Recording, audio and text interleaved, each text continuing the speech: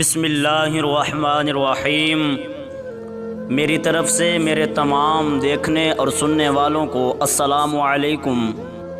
دوستو، حضرت علی کی خدمت میں ایک شخص آیا اور عرض کرنے لگا، مولا علی، آنے والے وقت میں گھر کی بے سکونی، بربادی اور پریشانی کا سب سے بڑا سبب کیا ہوگا؟ بس اتنا کہنا تھا۔ حضرت علی نے ارشاد فرمایا، اے شخص، آنے والے وقت میں انسان کی سب سے بڑی بے سکونی اور پریشانی کا سبب عورت کی بغاوت ہوگی۔ اس شخص نے پوچھا، یا علی، عورت کی بغاوت کیوں ہوگی؟ تب حضرت علی نے فرمایا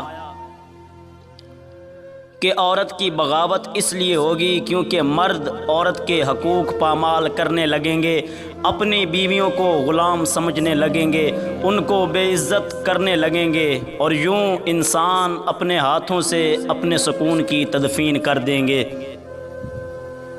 اس شخص نے کہا، حضرت علی، عورت کے کون سے حقوق مرد پر واجب ہیں؟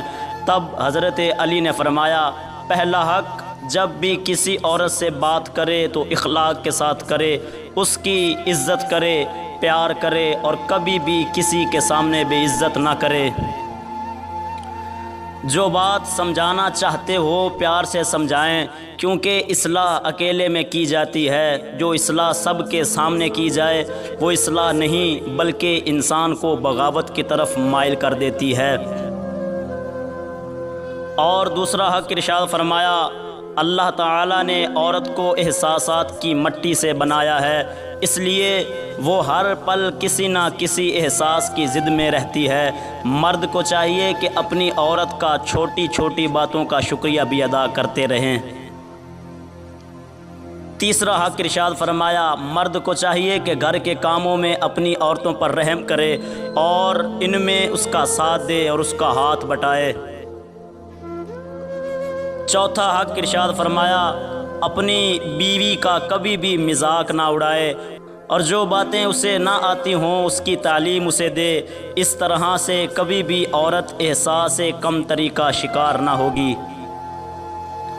پانچواں حق ارشاد فرمایا، اپنی عورتوں میں خامیاں نہ نکالیں، اس کا احساس کرے اور ہر ضروریات زندگی جو عورتیں اپنے لیے چاہتی ہیں پورا کرنے کی کوشش کرے۔